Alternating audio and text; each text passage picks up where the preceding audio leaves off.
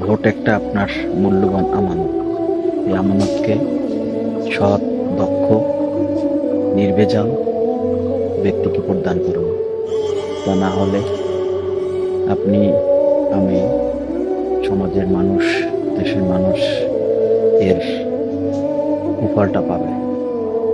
তাই বলবো যে ভোট দেওয়ার আগে দেখে শুনে সৎ ব্যক্তিকে প্রদান করুন।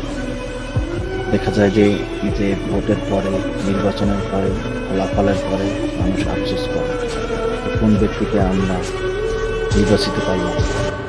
এটা নির্বাচনের আগেই আপনারা প্রদান করুন, নির্বাচন করুন, সৎ ব্যক্তিকে ভোট প্রদান করুন। ভোট আপনার একটা মূল্যবান আমানত। এই আমানতকে যথাস্থানে সৎ ব্যক্তিকে প্রদান করুন। তাহলে সবাই, দেশের মানুষ, সমাজের মানুষ সবাই শান্তিতে থাকতে পারবে। তাই আপনার মূল্যবান আমানতকে দক্ষ, শিক্ষিত, মার্জিত, নম্র, ভদ্র ব্যক্তিকে প্রদান করুন, যারা সমাজে উন্নয়ন করবে, দেশে উন্নয়ন করবে, ব্যক্তির উন্নয়ন করবে, তাদেরকে প্রদান করুন।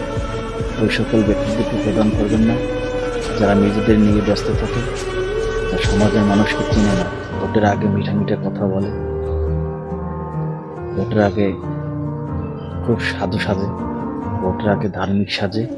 ওই সকল ব্যক্তিদেরকে বিরত থাকুন। ভোট আপনার মূল্যবান সম্পদ। যথাস্থানে সৎ ব্যক্তিদেরকে প্রদান করুন। তাহলেই সকল মানুষের চাওয়া পাওয়াগুলো পূর্ণ হবে।